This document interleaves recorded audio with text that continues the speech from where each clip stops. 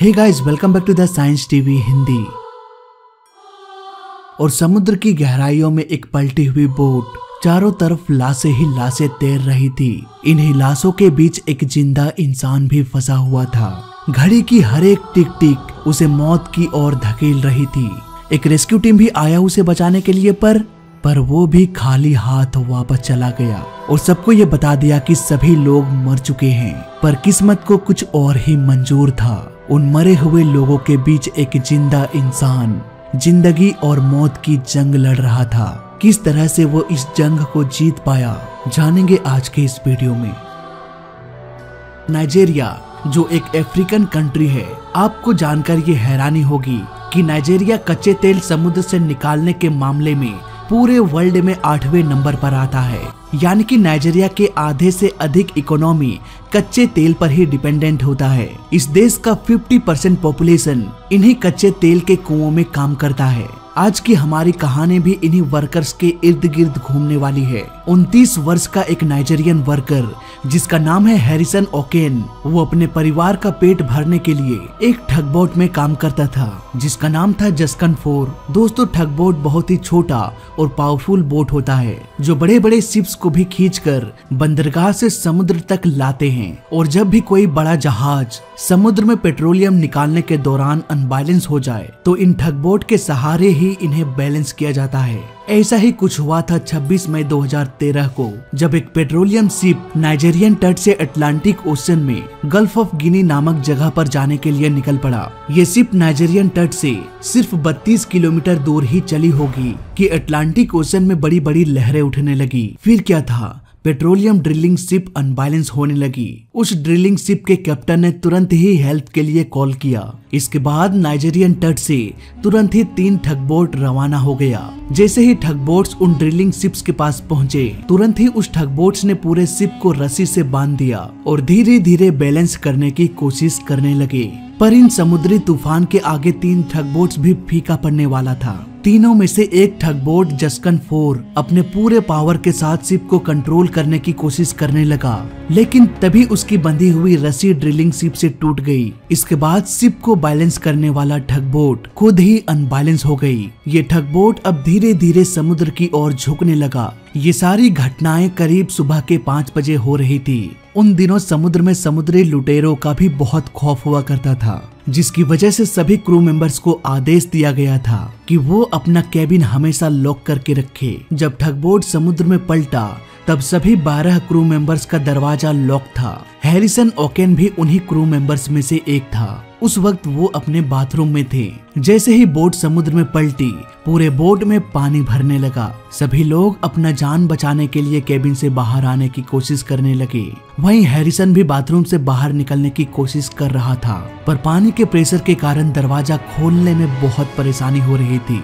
जैसे ही हैरिसन के बाथरूम का दरवाजा खुला, अचानक से तेजी से पानी बाथरूम में घुसने लगा। हैरिसन कुछ भी समझ पाता इससे पहले पानी का बहाव उसे बहाकर दूसरी ओर ले गया। बोट में कुछ ऐसी जगहें थी जहां पानी पूरी तरह से नहीं भरा था। हैरिसन किसी तरह से बाथरूम के शॉवर को पकड़ लिया।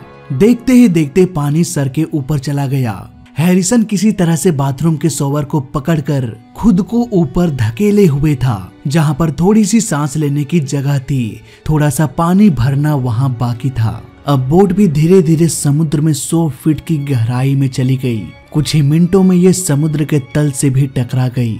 वहीं दूसरी ओर जैसे ही ठगबोट समुद्र में पलटी, तुरंत ही एक रेस्क्यू ऑपरेशन चलाया गया। रेस्क्यू टीम को अब समुद्र के 100 फीट के गहराई में जाकर उस पलटे हुए बोट से सभी को निकालना था। रेस्क्यू टीम देखते ही देखते कुछ ही मिनटों में ऑक्सीजन टैंक लेके समुद्र की गहराई में चली गई। बोट में फंसे हैरिसन को आसपास के हलचल को महसूस करके ये समझ में आ गया कि कोई ना कोई रेस्क्यू टीम उन तक पहुंचने की कोशिश कर रही है। वो तुरंत ही अपने हाथों से बोट के बॉडी को ठोकने लगा, पर रेस्क्यू टीम को पानी के अंदर आवाज सुनाई नहीं दे रही थी और ऑक्सीजन में उतना भी ऑक्सीजन नहीं था कि वो अधिक समय तक पानी के अंदर रह सके। इसलिए उन डाइवर्स ने जल्दी जल्दी शिप के मलबे को लोकेट करके वहां से बाहर निकल आए। अब उस लोकेशन को मार्क करके इस रेस्क्यू ऑपरेशन को ये कह के बंद कर दिया गया कि उस बोट के अंदर कोई भी इंसान जीवित नहीं बचा।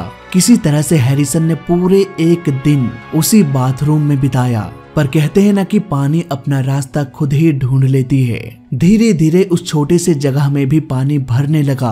अब वहाँ इतनी भी जगह नहीं थी कि वो ठीक से सांस ले सके। उसे समझ में आ गया था कि बाथरूम में बंद रहने से कुछ ही सेकंड्स में उसकी मौत होने वाली है। इसलिए वो ऐसे केबिन की तलाश करने लगा जहाँ अभी भी थोड़ी हवा मौजूद हो सांस लेने के लिए। कुछ देर छान मारने के बाद उसे बगल वाले केबिन में एक 4 फीट की जगह मिली जहाँ पानी अभी भी भरा नहीं था। चारों तरफ सिर्फ अंधेरा ही अंधेरा था। इतने सारे हलचलों के बाद जब हैरिसन को सांस लेने की जगह मिली तब हैरिसन को सोचने के लिए कुछ वक्त मिला। अब हैरिसन को ये अंदाजा लगने लगा था कि बोट समुद्र की गहराइयों में जा चुकी है। अब उसके पास बहुत बड़ी समस्या थी ठंड की। वैसे तो अटलांटिक ओशियन की सतही तापमान 27 डिग्री सेल्सियस होती है, लेकिन ये पानी की ऊपरी सतह होती है। हैरिसन जहाँ फंसा हुआ था वो समुद्र से 100 फीट नीचे थी। यहाँ पर टेम्परेचर माइनस में चली जाती है। तेजी से उसके शरीर का तापमान नीचे गिरने के कारण उसे हाइपोथर्मिया भी हो गया। हैरिसन को जिंदा रहने के लिए हीट की जरूरत थी। उन्होंने उस केबिन के चारों ओर देखा तो उसे एक मैट्रेस दिखा। वो किसी तरह से उसे पकड़कर खुद को पानी के ऊपर रखने की कोशिश करने लगा ताकि उसकी बॉडी का हीट कम से कम लॉस हो। भूख, प्यास और बस अंधेरा ही अंधेरा, ये सब देखकर वो काफी डर गया। इसी डर के बीच उसे अपने परिवार की याद आई। उन्होंने ऊपर वाले से प्रार्थना किया कि किसी भी तरह से उसे वहां से बाहर निकाले। इसी तरह से भगवान को याद करते करते एक और दिन बीत गया। समय बीतने के साथ साथ हैरिसन को कुछ गंध आने लगी। वो समझ चुका था कि अब उसके साथी मर चुके हैं। लाशों की गंध की वजह से बहुत सारे शार्क बोट के आसपास घूमने लगा। इन शार्कों की आवाज हैरिसन आसानी से सुन सकता था। भूख, प्यास, ठंड और अंधेरा, ऊपर से चारों तरफ मंडराता आदमखोर शार्क। जरा सोचिए वो मंजर कैसा होगा। हैरिसन के पास बचने का सिर्फ एक ही रास्ता था, बस इंतजार करना कि कब रेस्क्यू टीम आए और उसे बचा ले। इसी इंतजार में एक और दिन बीत गया। दिन बीतने के साथ साथ जिंदा रहने की चाहत भी कम होने लगी। वहीं दूसरी तरफ पेट्रोलियम कंपनी को उन ठग बोट्स में फंसे फैमिली वालों का प्रेशर आने लगा। इसी प्रेशर की वजह से जल्द एक एडवांस टीम को बुलाया गया जो और भी अधिक देरी तक समुद्र में रहकर उन ठग बोट्स में कैद लाशों को बाहर निकाल सके। उसी दिन डाइवर्स को मार्क किए हुए लोकेशन पर भेज दिया गया। सभी डाइवर्स के कॉस्ट्यूम में कैमरा फिट किया गया था। इस कैमरे के सारे फुटेज को ऊपर शिप में देखा जा सकता था। जब डाइवर्स ठग बोट के पास पहुंचे तो उन्होंने पाया कि दरवाजा लॉक्ड है। करीब 1 घंटे की कड़ी मेहनत के बाद फाइनली वो दरवाजा खुल गया। फिर क्या था, वो चारों तरफ लाशों को ढूंढने लगे। देखते ही देखते उन्हें 4 डेड बॉडीज मिल गया। बोट में फंसे हैरिसन को भी कुछ आवाज सुनाई दिया। वो समझ गया कि रेस्क्यू टीम दोबारा आई है।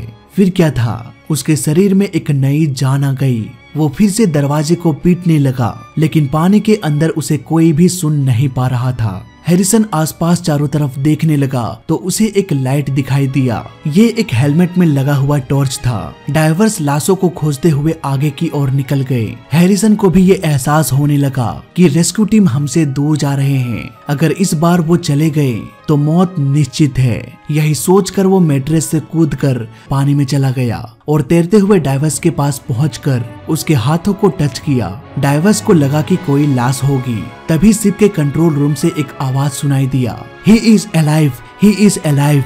तुरंत ही डाइवर्स ने उसे ऑक्सीजन दिया और उसे वहां से जिंदा निकाल लिया गया। इस हादसे के बाद हैरिसन को कई दिनों तक अस्पताल में रखा गया। जिंदा रहने की ये चाहत की वजह से उन्हें कई अवार्ड्स भी मिले। इस हादसे ने हैरिसन को समुद्र ने इतना डरावना रूप दिखाया कि वो कभी भी समुद्र की तरफ दोबारा मुड़ के नहीं देखा। हैरिसन की ये कहानी काफी चौंका देने वाली थी। महज 4 फीट के खाली जगह में इतना ऑक्सीजन कहां से आया कि वो 3 दिनों तक खुद को जिंदा रख पाया। यहाँ पर एक सर्वे में पाया गया कि उस 4 फीट के जगह में 216 क्यूबिक फीट ऑक्सीजन मौजूद था, जो किसी एक इंसान को 3 दिनों तक जिंदा रख सकता था। ऊपर से वो कई सालों से समुद्र में काम कर रहा था, इसीलिए वो ऑक्सीजन की अहमियत को भी समझ रहा था। यही वजह है कि वो मौत को भी चुनौती देकर जिंदा वापस निकल पाया। तो फिलहाल इस वीडियो में अभी तक के लिए बस इतना ही। जय हिंद, वंदे मातरम।